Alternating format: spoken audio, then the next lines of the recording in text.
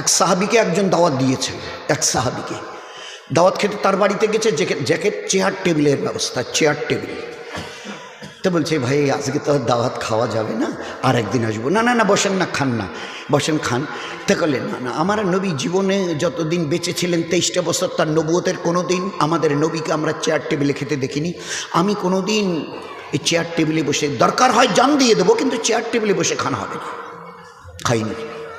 তো আমাদের বাড়িতে আজকের সব স্টাইলটা ইসলামিক আদব কায়দা সম্পূর্ণটা একেবারে 100% বিদায় দিয়ে, ওই মহাশয় তখন বলছিল না, ইহুদ নাসারা নাজুসি মাজুসি যত পথ আর মত আছে তাদের স্টাইলকে আমরা আমাদের জীবনে নিয়েছি। একটা জওয়ান ছেলে 15, 18, 20, 22 বছরের আমাদের উম্মতের দেখান, আজকের বোধহয় শতকরা 80-85টা 90টা ছেলে আমাদের জওয়ান ছেলে আমাদেরই ঘরের, ওরা তো বাইরের আসমান থেকে আসেনি, আমাদেরই ঘরের, এখন দাড়ি রাখছে, চুল কাটছে, কিন্তু দুটোর ডিজাইন বলে মোহাম্মদ সাল্লাল্লাহু আলাইহি সাল্লামের তরিকায় আমাদের উই ডিসলাইক দ্যাট, এটা আমাদের অপছন্দ। নবীর তরিকায় চুল রাখবো এটা কি?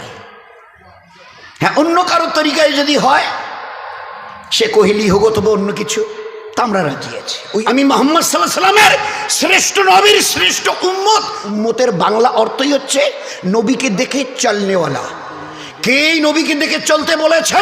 আপনার আমার আমাদের শত আসমান জমিনের বানানেওয়ালা আল্লাহ যিনি, তিনি বলেছেন কুল, নবীজি বলে দিন, এ দুনিয়ার মানুষ যদি আমাকে পেতে চায়, আমার সঙ্গে সম্পর্ক করতে চায়, আমার সঙ্গে ভালোবাসার বন্ধনে নিজেকে বাঁধতে চায়, তুহিব্বুন আল্লাহ, নবীজি আপনি বলে দেন তারা যেন আপনাকে দেখে চলে।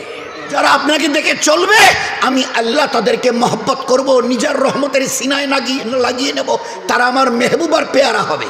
নবীর জীবনকে দেখবার জন্য দুটো জিনিস আছে, সিরাত, সুরত। নবীজির চেহারা মোবারক দেখো, তার সিরাত, তার জীবন দেখো, পায়ের নখ থেকে মাথার চুল পর্যন্ত জীবনটাকে দুনিয়াতে কিভাবে ব্যবহার করেছে। একটা জায়গা খুঁজে পাবে না যে জায়গাটাতে আল্লাহ তোমার জন্য ইবাদত রাখেনি।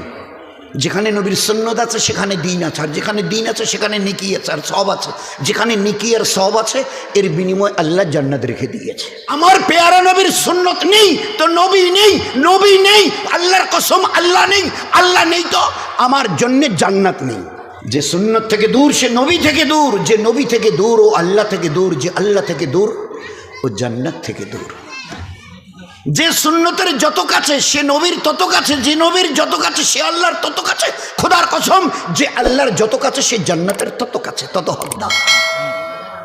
আমার জান্নাত নবীর ইত্তেবার মধ্যে।